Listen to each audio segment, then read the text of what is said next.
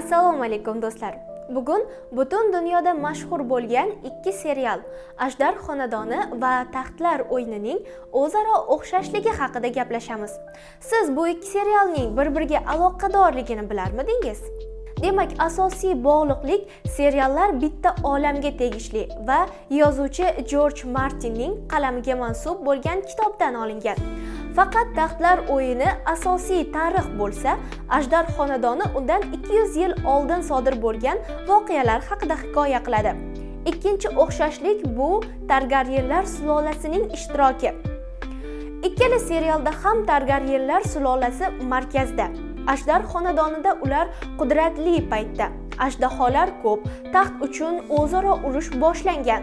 Taxtlar o'yinida esa Targaryenlar sulolasi qulaganidan keyin Daenerys ularning qudratini tiklash uchun harakat qilayotgandi.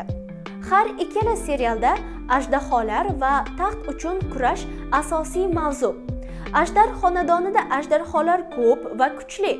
Taxtlar o'yinida esa Daenerys ularni o'zi katta qiladi va oxirida 3 ta ajdarho barchani titratadi.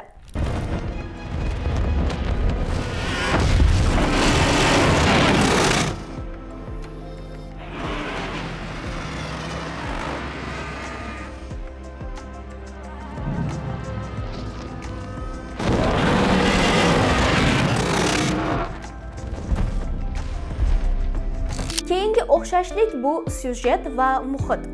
Har ikki serialda ham qattiq siyosiy o'yinlar, xiyonatlar, kutilmagan o'limlar barchasi topiladi. Kimga ishonishni bilmaysan. Bugun yaxshi ko'rgan qahramoning ertaga to'satdan o'lib qolishi mumkin. Aynan mana shuning uchun ham tomoshabinlarni o'ziga muhrlab qo'ya oladi. Agar aytganimni qilmasang, hammangizning qoningizni to'kaman.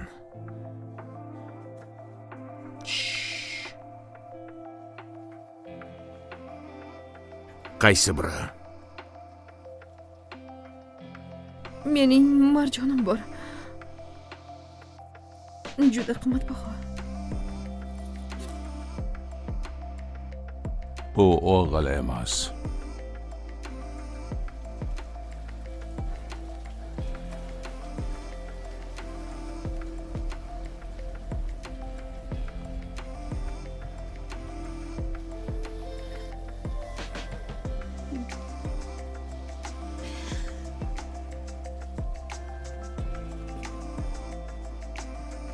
Ona ushla. Shu o'rinda reklama. Har ikki serialni Ria Play platformasi orqali tomosha qilishingiz mumkin. Platformani App Store yoki Play Marketdan yuklab oling.